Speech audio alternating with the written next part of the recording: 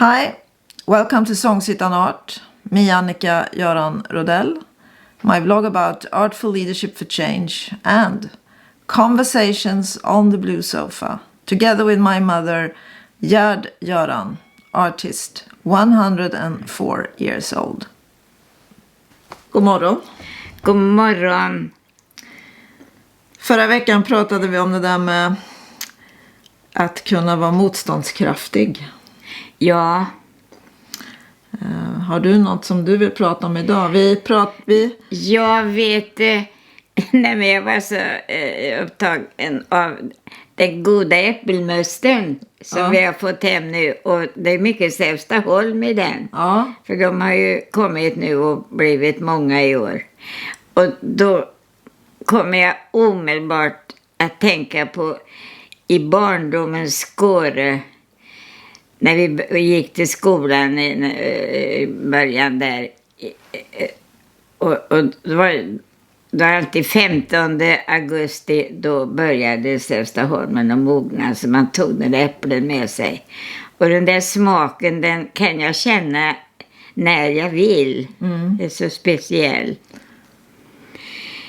Och då tänker jag på den här världen i Skåre, så otroligt att det är ingenting nu.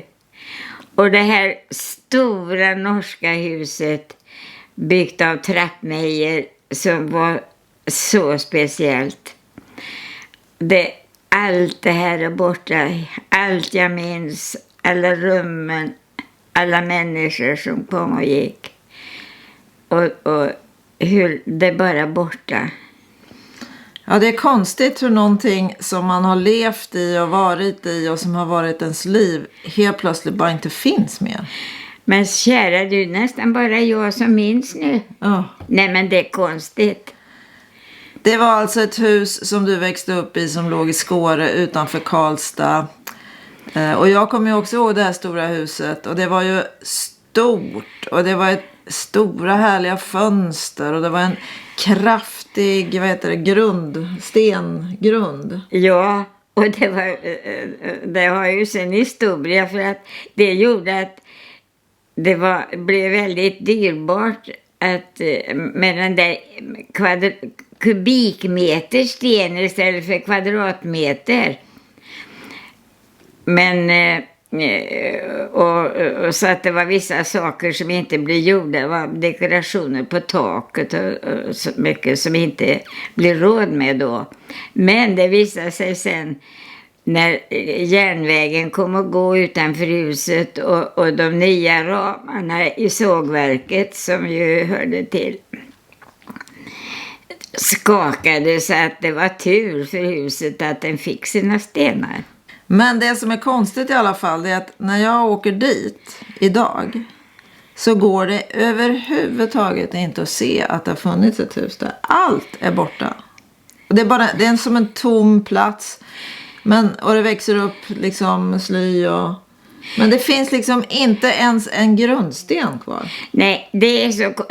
Alla dessa stenar, vart tog de vägen? Men det var säkert dyrbarheter att ta vara på, det förstår man. Men vad den finns, det är den gamla Lindalen. Och vi har så många gånger tänkt att vi skulle ha någon fest i den där allén. Men det har inte blivit av detta än. Nej, men jag tror att de ändå hade röjt i den där allén, tror jag. Ja, det hörde talas om att nu är det inte så igenväxt. Men det jag tänker på i det där är ju förändring. Alltså, vi går i våra vardagsmässiga spår och tänker att här är allt som vanligt. Och sen är plötsligt så kan någonting bara inte finnas mer. Ja, huset brann ju. Ja, det var ju det som gjorde att det försvann. Men just det där jag tänker på. Ja. Du hamnade i den där känslan av att det finns bara inom dig nu. Det finns ingen annanstans. Och ändå kan så levande så jag när som helst kunna vilja gå in i rummen och känna mig hemma. Och så, ja. Men det är då vi också förstår det där med att saker och ting lever kvar så länge det finns människor som kommer ihåg. Ja, min syster och jag är de enda som minns Skåre nu. Ja, men det är ju det är spännande. Det där med vad som lever vidare och hur det lever vidare. Det gäller ju både platser och idéer och människor. Ja, de här minnena, det skapar ju också... De här minnena följer med och man har ju lärt sig mycket av att leva där och det lever med i livet ändå på många sätt. Ja, sen har ju du och dina syskon bevarat i alla fall minnen av huset genom en bok.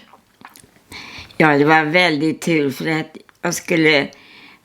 min moster skulle vara ensam i huset i 14 dagar så jag åkte och hälsade på henne. Och just då gick jag, för jag hade alltid akvarellpapper och färger med mig. Så jag ritade huset från olika håll. Och nu fick vi plötsligt så nytta av det för vi ville göra en minnesbok av huset. Så där finns de. Ja, men huset och platsen och det livet finns inte längre, men det finns i dig. Ja. Ja, men vi stannar där då för idag. Ja, men vi får göra det, Annika. Okay. Thank you for being with us and we hope to see you again in 2 weeks.